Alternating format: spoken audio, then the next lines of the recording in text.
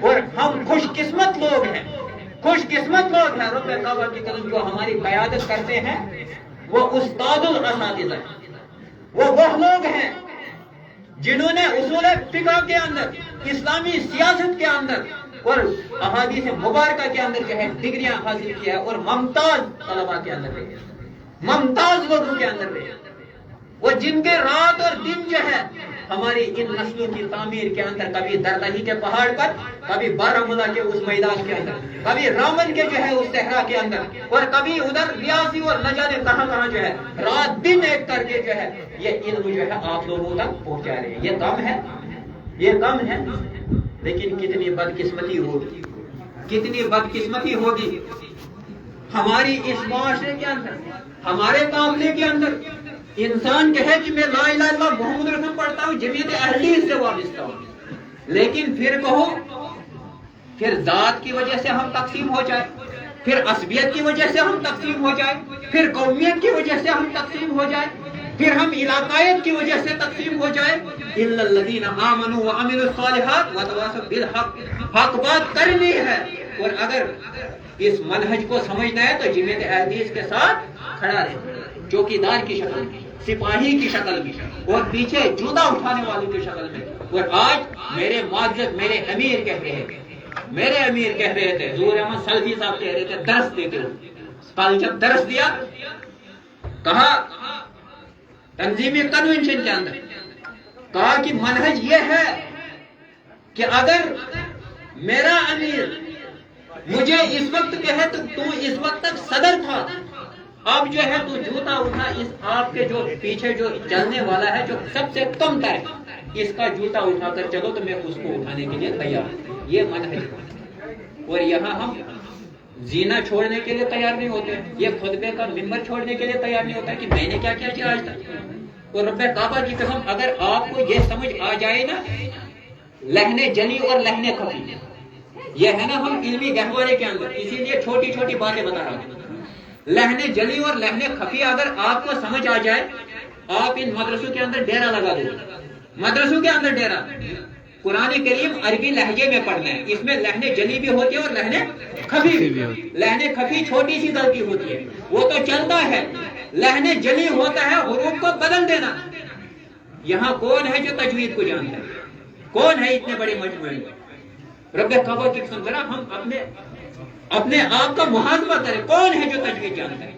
کیا ہم حروف نہیں، ہاں اور ہا کے اندر ہم پہچان ہی نہیں کر پاتے، لیکن تب بھی امامت کرتے، تب بھی خطبہ دیتے، تب بھی پوری قوم کو جو ہے ہم تو ڈوبے ہیں صنم، تم کو بھی لے ڈوبے۔ یہ ہمارا کردار ہے۔ اس لیے الا الذین آمنوا وعملوا الصالحات وتواصوا بالحق وتواصوا بالصبر۔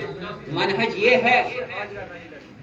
یہ ہے احمد ابن حنبل رحمۃ اللہ، سارے کو رحمۃ اللہ علیہ، احمد ابن حنبل اب امامت کرنے کے لیے نہیں آئے گی، گھبراؤ مت۔ احمد ابن حنبل رحمۃ اللہ علیہ، اللہ تعالیٰ کی رحمتیں ان کی قبر پر نازل۔